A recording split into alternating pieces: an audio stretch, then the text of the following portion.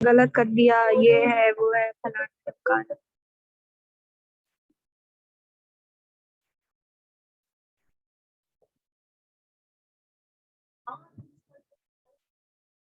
अच्छा मेरी आईडी से करी है, ओके।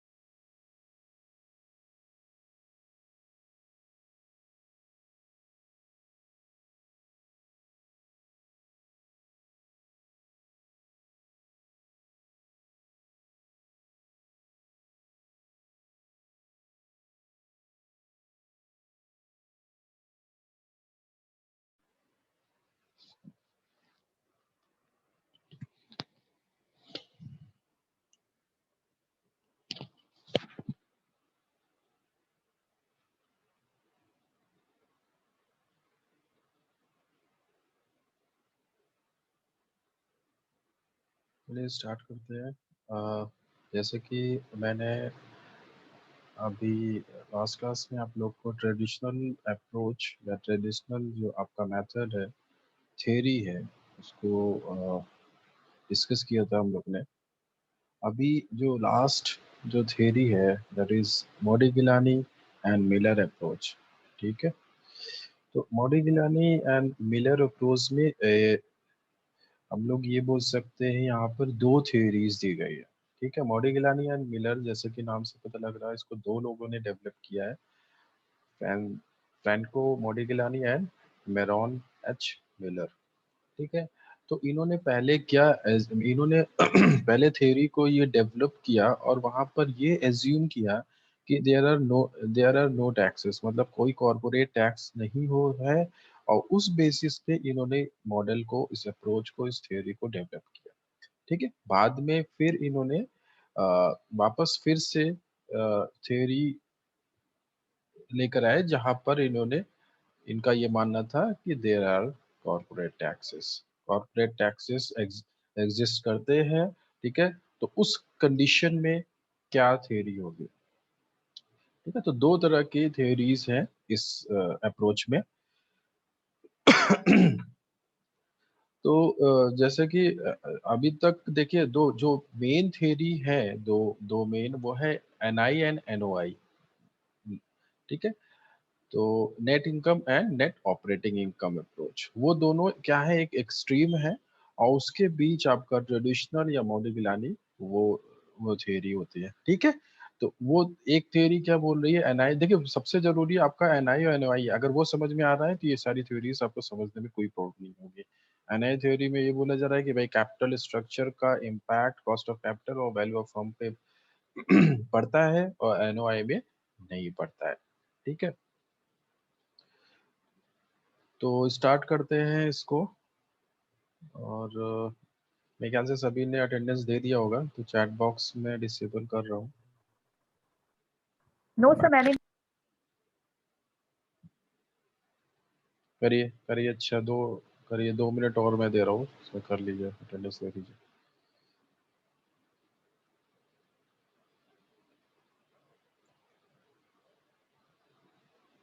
जिनका रह गया है अटेंडेंस, वो लास्ट में मैं एक मौका दूंगा। ठीक है, उस समय फिर मैं इनेबल कर दूंगा।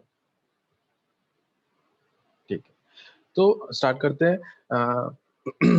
MM approach developed A hypothesis which fundamentally affect the understanding of effect of gearing.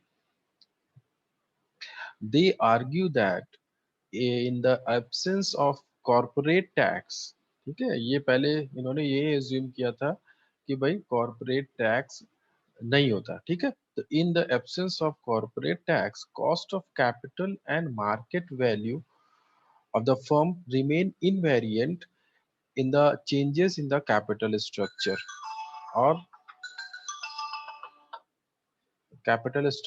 degree of leverage. M&M hypothesis is identical with the net operating income approach if taxes are ignored. ठीक है, however when corporate taxes are assumed, अच्छा यहाँ पर ये बोल रहे हैं कि भाई अगर आपका जो है टैक्सेस को आप अगर इग्नोर कर रहे हो, टैक्सेस नहीं है ये मान के चल रहे हैं, तो आपका एनओआई अप्रोच लग जाएगा। ठीक है, however when corporate taxes are assumed to exist, their hypothesis their hypothesis is similar to NI approach. ठीक है, तो वही चीज जो मैंने अभी बताई थी, यहाँ पर अगर आप ये मानकर चल रहे हो कि कॉर्पोरेट टैक्सेस है, ठीक है, तो आप एनआई अप्रोच के साथ जाओगे, और अगर आपको टैक्सेस को इग्नोर करना है तो आप एनओआई अप्रोच के साथ जाओगे। ठीक है, ये मोडिगिलानी मिलर अप्रोच है। और अभी कुछ एजम्पशंस हैं यहाँ पर। अगर हम लोग पहले अप्रोच के साथ जाएं तो देयर आर नो टैक्सेस, पहला एजम्पशन यही है। और ये मान के लिए चलते हैं transaction cost of buying and selling securities as well as bankruptcy cost is nil. ठीक है, अगर हम लोग बाइंग सेलिंग सिक्योरिटीज की कर रहे हैं, जो भी इन्वेस्टर्स है, तो वहां पर कोई ट्रांजैक्शन कॉस्ट नहीं होता, ये एज्यूम करके इन्होंने ये थ्योरी डेवलप की हुई, मगर ऐसा होता नहीं है रियलिटी में। There is symmetry of information. This means that an investor will have access the same information that a corporation would, and investor will thus behave rationally. मतलब यहाँ पर ये बोल रहे हैं कि भाई इन्वेस्टर जो होते हैं बहुत समझदारी से काम करते हैं, और उनके पास सारी इंफॉर्मेशन होती है, और सारी इंफॉर्मेशन उनके पास अवेलेबल होती है, जो भी मार्केट से रिलेटेड है, कंपनी से रिलेटेड है, वो जितनी भी इंफॉर्मेशन उनको इन्वेस्ट करने के लिए चाहिए, वो सारी इंफॉर्मेशन उनके पास अवेलेबल होती है। और हमेशा जो इन्वेस्टर्स होते हैं बहुत समझदारी से इन्वेस्ट करते हैं। ये इनका एक एजम्पशन है इस थियोरी का। ठीक है, the cost of borrowing is the same for investors and companies. ये बोल रहे हैं कि अगर बोरो करे पैसे कहीं से, मतलब बोरो करे, अगर लोन लिया जाए, तो जो कॉस्ट उस पर पड़ रही है वो एक इंडिविजुअल के लिए और एक कंपनी के लिए सेम होती है। There is no flotation cost. ठीक है, फ्लोटेशन कॉस्ट मतलब वही ट्रांजेक्शन कॉस्ट, या फिर जो जब हम सिक्योरिटीज को खरीदते हैं, जब बेचते हैं, ठीक है, तो हमको कुछ कमीशन देना होता है, underwriting commission, payment to merchant bankers, advertising expenses. ठीक है, जब जब शेयर्स इशू किए जाते हैं, जब डिवेंचर्स इशू किए जाते हैं, तो उस समय कुछ कमीशन वगैरह बैंक को वो देने होते हैं, मगर ये मान के चल रहे हैं कि there is no flotation cost such as underwriting commission, payment of merchant banker, advertisement expenses, वो सारे कोई खर्चे नहीं होते। ठीक है, और लास्ट में बोल रहे हैं there is no corporate dividend tax. ठीक है, ये एजम्पशंस है एमएम थ्योरी के। अब ये थ्योरी पे आ जाते हैं। M M theory, no taxation, the debt is less expensive than equity. ठीक है, तो ये मान के चल रहे हैं कि भाई डेट इक्विटी से लेस एक्सपेंसिव है, and increase in debt will increase the required rate of return of the equity. ठीक है, अगर आप डेट इंक्रीज करते हैं तो will increase the required rate of return, तो आपके जो भी रिक्वायर्ड रेट ऑफ रिटर्न है इक्विटी का वो भी इंक्रीज होगा। ठीक है, ये मान के चलते हैं, क्योंकि डेट आपका लेस एक्सपेंसिव है।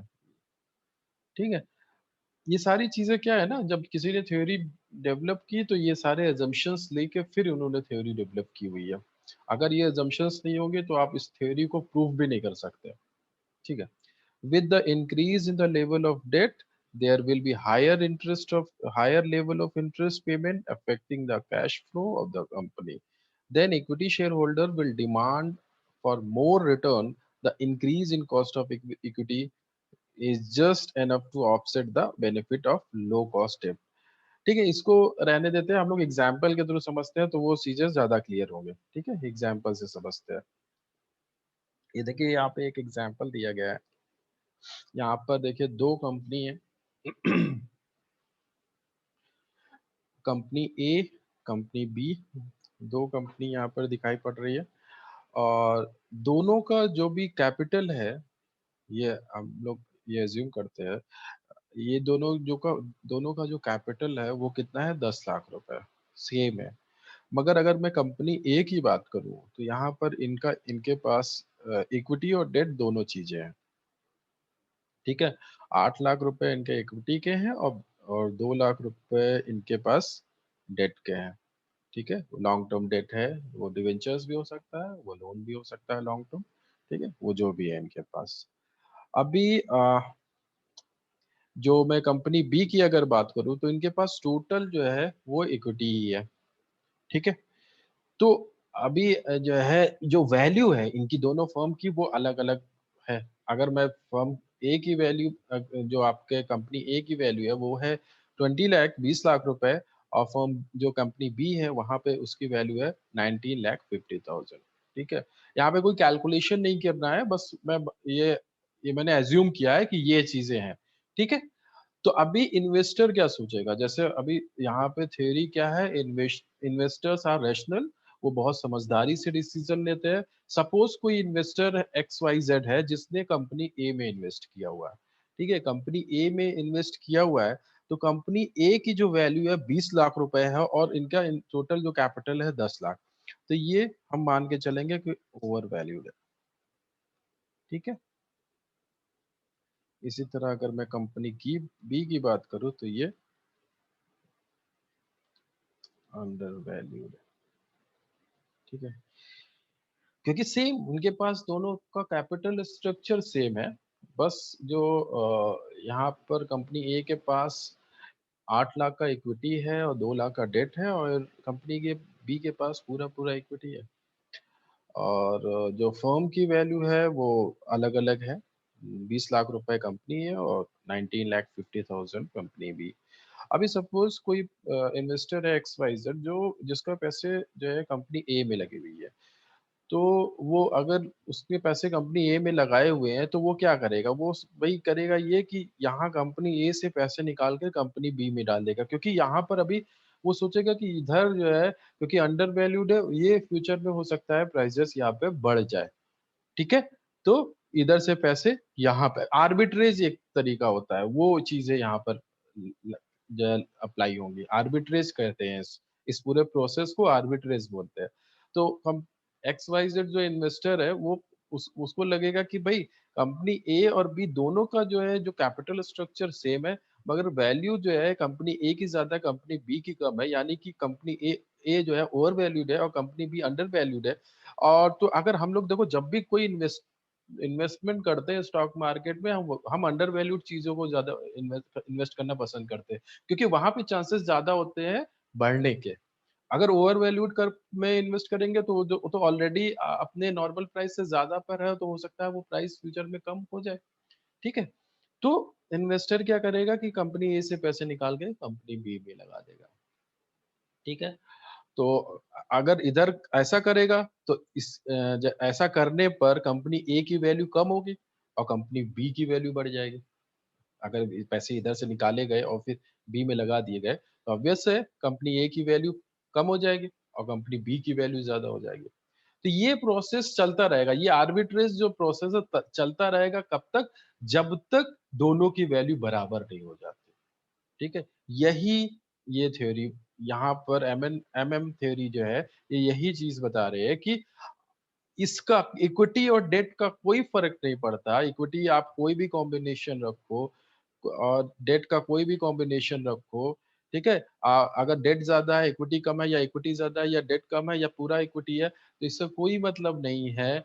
दोनों का जो है इफेक्ट फर्म की वैल्यू पर नहीं पड़ता। ठीक है, अगर थोड़ा बहुत डिफरेंस होगा तो इन्वेस्टर्स आर्बिट्रेज करके दोनों की वैल्यू बराबर कर देंगे। ठीक है, यही इस थ्योरी में बताया गया है कुल मिला के। किसी को कोई कंफ्यूजन हो तो पूछ लो। जैसे कि यहाँ पे ये एग्जाम्पल दिया गया है, a company has earning before interest and taxes. Company के पास, आप लोग को ये ऐसे क्वेश्चंस पूछे जा सकते हैं। ये तो मैंने थ्योरी बताने के लिए, कंसेप्ट बताने के लिए, जो थ्योरी है उसको बताने के लिए ये एग्जाम्पल दिया था। जो क्वेश्चंस पूछे जाएंगे वो इस तरह से पूछे जाएंगे। तो यहाँ पर देखिए, ये क्वेश्चन में दिया गया, a company has earning before interest and taxes, before EBIT, यानी कि नेट ऑपरेटिंग जो इनकम है इनकी, वो है 1 लाख रुपए। ठीक है, and it expect a return on its investment at rate of 12.5%. ठीक है, you are required to find out total value of firm according to Miller Modigliani theory। ठीक है, तो मिलर मोडिगिलानी थ्योरी, जैसे कि मैंने पहले बताया, अगर कोई कॉर्पोरेट टैक्सेस वगैरह नहीं है तो ये एज्यूम करके चलते हैं कौन सा अप्रोच, जो आपका एनओआई अप्रोच है, नेट ऑपरेटिंग इनकम, मतलब कि कोई भी फर्क नहीं पड़ता, यानी कि ईबीआईटी को लेके जाते हैं, मतलब before earning before interest and tax. ठीक है, नेट ऑपरेटिंग अप्रोच में क्या करते थे, जो जो हमारी अर्निंग होती थी बिफोर इंटरेस्ट एंड टैक्स उसको कंसीडर करते थे। एनआई अप्रोच में क्या करते थे, जो आफ्टर इंटरेस्ट जो भी हमारा नेट इनकम होता था, ठीक है, उसको हम लोग कंसीडर करते थे। लेकिन क्योंकि हम ये मान के चल रहे हैं, हम लोग जो पहली वाली थ्योरी एमएनएम की उसको लेके चलना है, तो यहाँ पर हम लोग को कंसीडर क्या करना है, earning before EBIT, earning before interest and tax, इसको कंसीडर करना है, और इस बेसिस पे आपको फर्म की वैल्यू निकाल लेनी है। बाकी ये सब इक्वेशंस वगैरह मैं ऑलरेडी बता चुका हूँ आप लोगों को पहले ही। According to M and M theory, the value of firm remain constant, it does not change with the change in the capital structure. ठीक है, तो टोटल वैल्यू ऑफ फर्म क्या होगा, earning before interest and tax, यानी कि 1 लाख रुपए, divided by overall जो cost of capital है 12.5% इंटू 100, तो आपके फर्म की वैल्यू आ जाएगी 8 लाख, 8 लाख रुपए। ठीक है,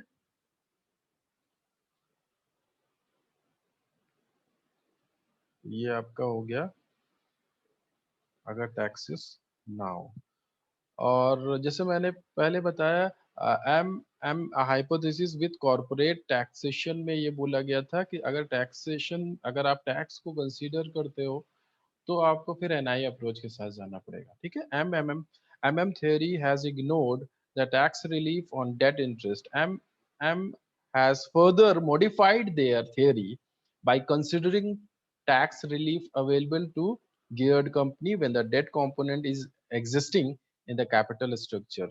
The tax burden on the company will lessen to the extent of relief available on interest payable on the debt, which makes the cost of debt cheaper, which reduces the weighted cost, average cost of the firm, and lower the capital structure of a company as debt component। वही चीजें हैं जो हम लोग ने NOI sorry NI approach में देखा था, कि वहां पर ये बोला गया था कि जैसे अगर कैपिटल स्ट्रक्चर में कुछ चेंजेस होते हैं तो उसका इफेक्ट आपको कॉस्ट ऑफ कैपिटल और फर्म की वैल्यू पर दिखाई पड़ता है।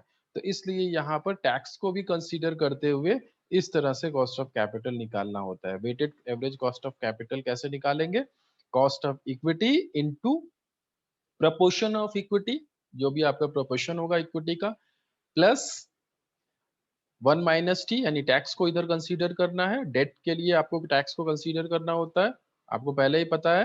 तो 1 - जो भी टैक्स रेट होगा वो into cost of debt into proportion of debt. ठीक है, कैसे, देखिए नीचे क्वेश्चन दिया गया है, एग्जांपल दिया गया, MNR limited has the following capital structure. MNR limited जिनका कैपिटल स्ट्रक्चर ये है, इक्विटी इनके पास 30 लाख है, डेट इनके पास 60 लाख है, और डेट के लिए जो इंटरेस्ट रेट है वो है 16%। इसी तरह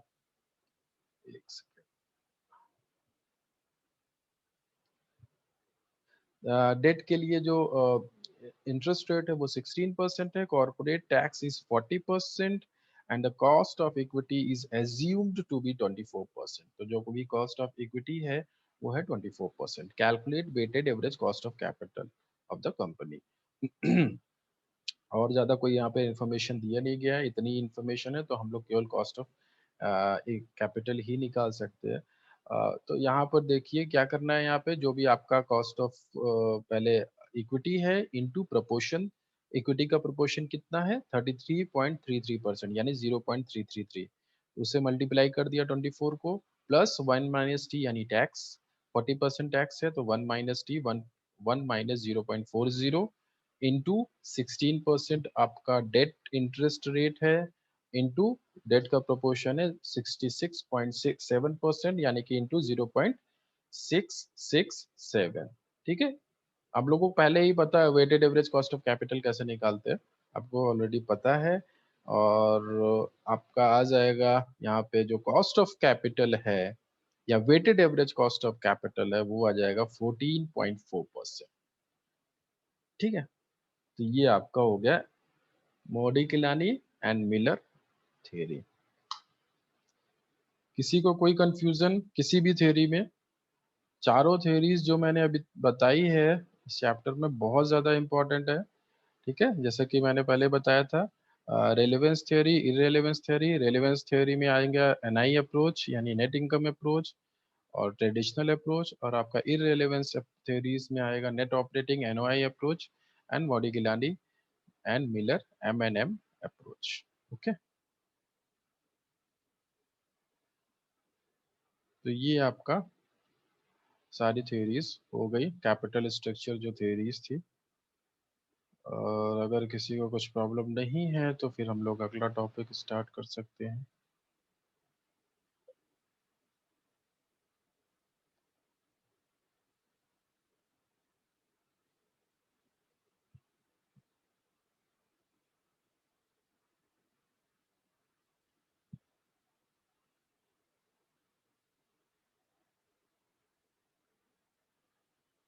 अगला टॉपिक यूनिट थर्ड से ही है, लीवरेज एनालिसिस। ठीक है, ये भी इम्पोर्टेंट टॉपिक है, यहाँ से भी क्वेश्चंस पूछे जाते हैं बहुत। और जो आपका कैपिटल स्ट्रक्चर जो टॉपिक था उधर आपका एनआई और एनओआई अप्रोच बहुत ज़्यादा इम्पोर्टेंट है। ये दोनों अप्रोच बहुत ज़्यादा इम्पोर्टेंट है, तो उसको ज़रा ध्यान से देखिएगा, क्योंकि अगर वो दोनों नहीं समझ में आए तो बाकी के दोनों भी नहीं समझ में आएंगे। अगर वो दोनों समझ में आ गए तो फिर आपको बाकी के दोनों समझने के लिए बहुत ज़्यादा मुश्किल नहीं होगा। ठीक है, N N I N O I approach वही है इम्पोर्टेंट ज़्यादा। उसके बाद अगर हम लोग लीवरेज एनालिसिस की बात करते हैं तो सबसे पहले तो समझना ये जरूरी है यहाँ पर कि लीवरेज होता क्या है। ठीक है, तो leverage means use of asset and sources of fund having fixed cost in order to increase the potential return to the to shareholders. The term leverage in general refers to relationship between two interrelated variables. जैसा correlation होता था, correlation में क्या करते थे, दो variable का आप रिलेशनशिप पता करते थे, तो वैसा ही कुछ लीवरेज भी या यही भी हमको यही बताता है। दो अलग वेरिएबल्स होंगे, उनके बीच कैसा रिलेशन है वो हमको पता करना होता है। ठीक है, leverage analysis. In financial matters, one financial variable influences another variable. Those financial variable may be cost. वो क्या कौन कौन से वेरिएबल हो सकते हैं यहाँ पर जिनके बीच आपको रिलेशनशिप बतानी है? कॉस्ट, सेल्स रेवेन्यू हो सकता है, earning before interest and tax, EBIT जिसको बोलते हैं, output, earning per share etcetera. ठीक है, in the leverage analysis the emphasis is on the measurement of the relationship of two variables rather than measuring the variables। तो यहाँ पर आपका approach कैसा होता है कि आपको रिलेशनशिप मेजर करना है किस कोई भी दो वेरिएबल का। ठीक है, तो जो फॉर्मूला होता है यहाँ पे लीवरेज कैलकुलेट करने का, अभी हमें नहीं पता कि हमको कौन सा लीवरेज निकालना है। बहुत सारे दो तीन तीन तरह के लीवरेज होते हैं। ठीक है, लेकिन जो है उनका जो फॉर्मूला होता है वो ऐसे ही होता है, percentage change in dependent variable divided by percentage change in independent variable. इसी फॉर्मूले पे सारे इसमें क्वेश्चंस होने हैं, ठीक है। वो चेंज हो जाएगा जैसे जैसे हम लोग अलग अलग वेरिएबल्स निकालेंगे, तो वहां पर जो वेरिएबल्स चेंज हो जाएंगे। बाकी बेसिक जो कंसेप्ट है वो यही रहेगा कि percentage change in one variable divided by percentage change in another variable, ठीक है।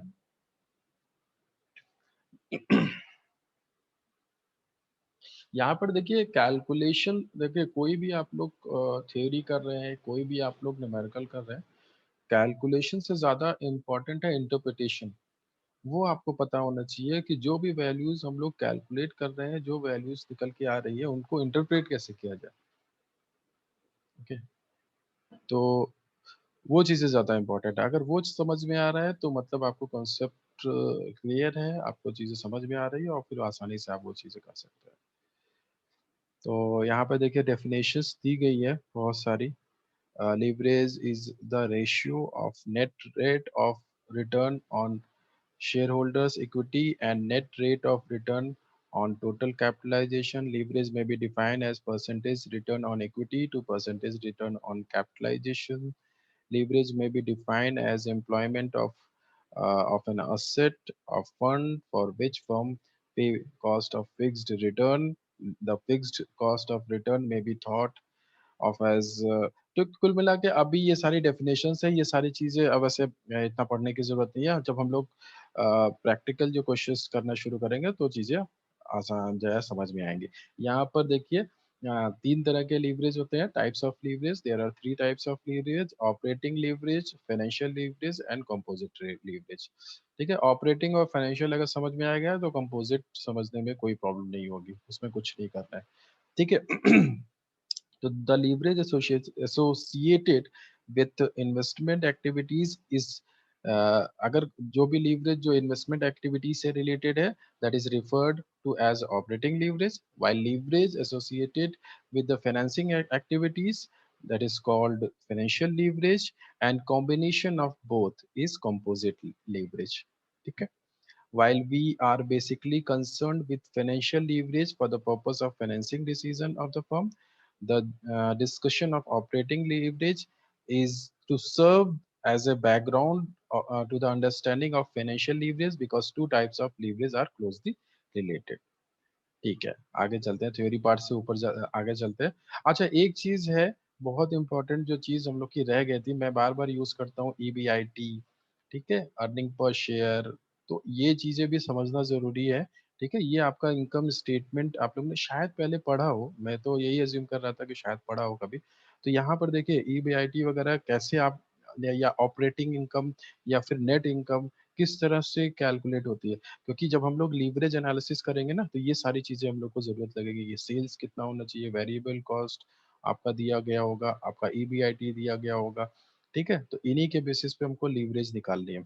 यहाँ पर देखिए ये इनकम स्टेटमेंट कुछ इस तरह से बनता है, जहाँ पर सेल्स होगी, जिसमें से आपको वेरिएबल कॉस्ट को पहले माइनस करना है, ठीक है। वेरिएबल कॉस्ट आप लोग समझ रहे होंगे, ऐसी कॉस्ट जो चेंज होती रहती है। जैसे जैसे आउटपुट आपका इंक्रीज होगा, वैसे वैसे ये कॉस्ट भी बढ़ती रहेगी है, ठीक है। वेरिएबल कॉस्ट जैसे कि रॉ मटेरियल है, जितना ज्यादा आप प्रोडक्शन करोगे, रॉ मटेरियल के एक्सपेंसेस जो होंगे वो उतने ज्यादा होंगे, ठीक है।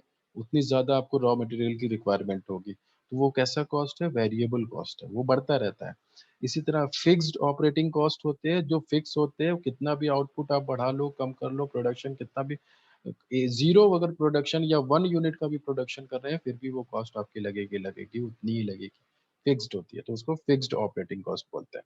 तो सेल्स में से आपको दोनों तरह की जो भी कॉस्ट है वो माइनस करने के बाद आपका आता है क्या, EBIT, earning before interest and tax, ठीक है। ईबीआईटी मतलब सेल्स में से आपको वेरिएबल कॉस्ट माइनस करना है और फिक्स्ड कॉस्ट माइनस करना है, आपका आ जाएगा EBIT, earning before interest and tax. उसके बाद आपको पता ही है, जो भी प्रॉफिट होता है उसमें से सबसे पहले जो डेट होगा आपका, जो डिवेंचर होल्डर्स होंगे उनको आपको इंटरेस्ट देना है, तो वो माइनस कर दिया, लेस इंटरेस्ट ऑन डेट। फिर उसके बाद आपका आ जाएगा प्रॉफिट बिफोर टैक्स, इसमें से आपको माइनस करना है टैक्स। फिर आपका आ जाएगा प्रॉफिट आफ्टर टैक्स, एंड उसके बाद प्रेफरेंस डिविडेंड, और जो भी बचा वो चला जाएगा equity earning to shareholders. ठीक है, तो ये आपका पूरा इनकम स्टेटमेंट है। अभी आते हैं ऑपरेटिंग लीवरेज की तरफ। Operating leverage is concerned with the cost structure of a firm. Cost structure जो फर्म का है, वो कॉस्ट मतलब फिक्स्ड कॉस्ट, वेरिएबल कॉस्ट, ये आपका कॉस्ट स्ट्रक्चर है। ठीक है, तो ऑपरेटिंग जो है लीवरेज वही चीज बताता है, आपका कॉस्ट स्ट्रक्चर कैसा है वो चीज बताता है, कितना फिक्स्ड है कितना वेरिएबल है, वो चीज इंडिकेट करता है आपका operating leverage. The existence of fixed nature of cost. ठीक है, the operating leverage occurs when the firm has fixed cost which can be recovered irrespective of changes in sales volume. It results when changes in value of sales produce wide fluctuations in the operating profit of the firm. Where change in operating profit after changing fixed cost is greater than percentage change in sales, the occurrence is known as operating leverage. ठीक है, ये पूरा formula बता रहे हैं। कुल मिलाकर यहाँ पे जो फॉर्मूला है वो इस तरह से है, कंट्रीब्यूशन, या फिर उसको आप बोल सकते हो sales minus variable cost. Contribution से मतलब क्या होता है, sales minus variable cost. Sales जो टोटल सेल्स है उसमें से केवल आप वेरिएबल कॉस्ट माइनस कर रहे हो। ठीक है, तो जो सपोज 10 लाख रुपए सेल्स है, उसमें से 2 लाख रुपए वेरिएबल कॉस्ट है, 1 लाख रुपए फिक्स कॉस्ट है, तो मुझको 10 लाख में से केवल 2 लाख रुपए माइनस करने हैं। ठीक है, यानी 8 लाख रुपए ये आपका कॉन्ट्रीब्यूशन हुआ, अभी फिक्स्ड कॉस्ट उसमें से माइनस नहीं किया है। ठीक है, तो वो आप उसको बोलते हैं कॉन्ट्रीब्यूशन को, तो कॉन्ट्रीब्यूशन आप डिवाइडेड बाय ऑपरेटिंग प्रॉफिट। ठीक है, ऑपरेटिंग प्रॉफिट से क्या मतलब है, कंट्रीब्यूशन माइनस फिक्स्ड कॉस्ट। ठीक है, contribution minus fixed cost. Contribution से क्या मतलब है, सेल्स माइनस वेरिएबल कॉस्ट। आ रहा समझ में? तो इस तरह से आपको ऑपरेटिंग लीवरेज आ जाएगा। ऑपरेटिंग लीवरेज इस तरह से भी बोल सकते हैं, sales minus variable cost divided by contribution minus fixed cost. तो ये कंट्रीब्यूशन माइनस फिक्स कॉस्ट से मतलब क्या है, कि आपका जो अर्निंग है ईबीआईटी। ठीक है, कंट्रीब्यूशन से अगर आप फिक्स कॉस्ट माइनस कर रहे हो, उसका मतलब क्या निकल के आ रहा है, ईबीआईटी। तो इसको इस तरह से भी बोल सकते हैं, sales minus variable cost divided by EBIT. ठीक है, वो कैसे भी करो आप। ठीक है, तो इस तरह से आपका ऑपरेटिंग लीवरेज निकल आएगा। ठीक है, sales minus variable cost divided by contribution minus fix cost. अभी इसको इंटरप्रेट कैसे करेंगे, सबसे इंपॉर्टेंट चीज। अच्छा, यहाँ पे एक दूसरा तरीका भी है आपको ऑपरेटिंग लीवरेज निकालने का। एक तो ये हो गया sales minus variable cost divided by contribution minus fix cost. ठीक है, दूसरा तरीका है चेंज, परसेंटेज चेंज। अगर आपके पास जो क्वेश्चन है उसमें इस तरह की इंफॉर्मेशन दी गई है कि भाई पहले ईबीआईटी इतना था अभी ईबीआईटी इतना है, या पहले आपका जो सेल्स रेवेन्यू इतना था अभी सेल्स रेवेन्यू उतना है। ठीक है, जब 2 साल के डेटा दिया गया है, 2 साल का या फिर दो अलग अलग ड्यूरेशन का डेटा दिया गया है, तो आपको ये फॉर्मूला अप्लाई करना है ऑपरेटिंग लीवरेज कैलकुलेट करने का, percentage change in EBIT divided by percentage change in sales revenue. ठीक है, दोनों फॉर्मूले से जो है आपको ऑपरेटिंग लीवरेज ही निकालने के हैं। यहाँ से आपका ऑपरेटिंग लीवरेज ही निकल कर आएगा, मगर वो कब कौन सा अप्लाई करना है वो डिपेंड करेगा कि आपके पास इंफॉर्मेशन क्या है। अगर आपके पास इंफॉर्मेशन है कि भाई सेल्स दिया गया है, वहाँ पे कंट्रीब्यूशन दिया गया है, वहाँ वेरिएबल कॉस्ट दिया गया है, पूरा इनकम स्टेटमेंट 1 साल का दे दिया गया है, तो आप उस बेसिस पे आप निकाल लोगे। ऐसे ही नॉर्मल क्वेश्चंस ऐसे ही पूछे जाएंगे, एक पूरा इनकम स्टेटमेंट दे दिया गया, उसमें ईबीआईटी है, उसमें सेल्स है, उसमें फिक्स कॉस्ट है, उसमें वेरिएबल कॉस्ट है, तो वहां से बहुत आराम से आप ऑपरेटिंग लीवरेज निकाल लेंगे।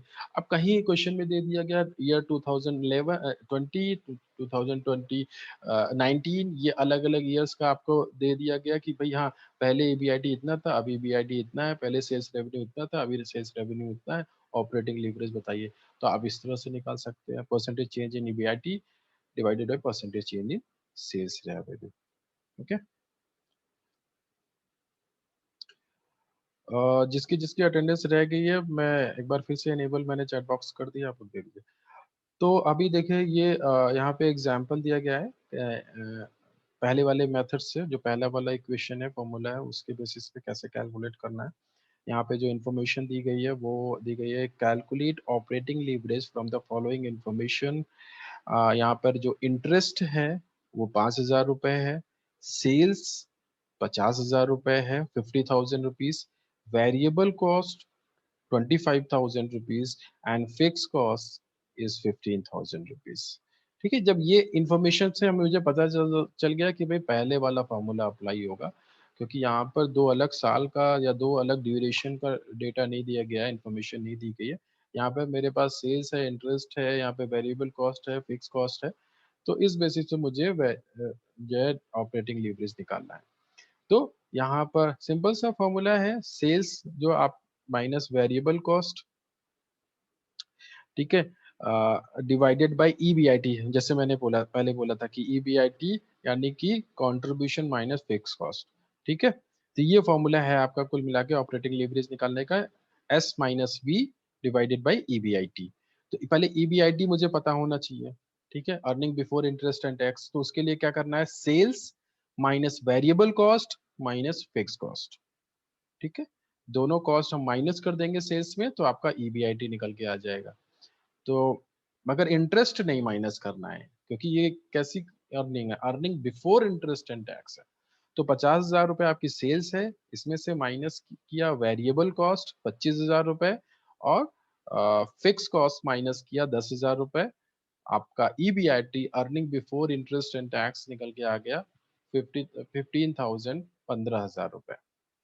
ठीक है, और उसके बाद जो आपका डिग्री ऑफ ऑपरेटिंग लीवरेज होगा, sales minus S minus V यानी कि 50,000 माइनस 25,000 डिवाइडेड बाय ईबीआईटी, जो अभी आपने निकाला है 15,000 रुपए, उससे डिवाइड कर देंगे, और 25,000 डिवाइडेड बाय 15,000 यानी कि आपका ईबीआईटी है 1.67%।